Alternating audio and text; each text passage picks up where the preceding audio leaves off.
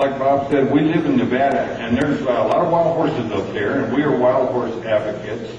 And that inspired this poem. It's called The Flight of the Phonecian. I left Phoenix, Arizona in 1998. I entered into a blissful matrimonial state. We tied a proverbial knot down near LA, and we moved to northern Nevada the very next day.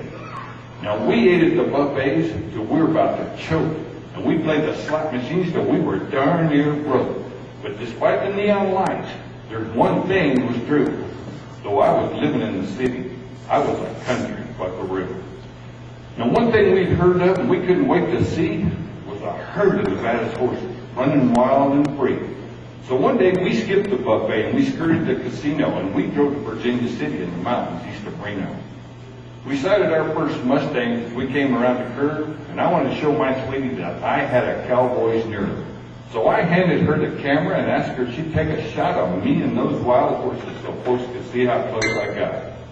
I walked into the clearing, moved slowly toward the band, squeaking in the camera, just like I planned.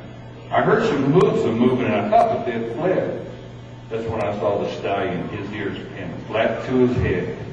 I lost him for a moment as he went behind the tree, and when he came back into view, he was headed straight for me, and his demeanor said it all. Was into the clearing he broke, and my dreams of being a horse whisperer went right up in smoke. He closed the gap between us, and he was big and stocky. And suddenly I felt pretty small and not so doggone cocky. In fact, I turned and ran panting, making a beeline for the car. Seemed it took forever, but it really wasn't that far.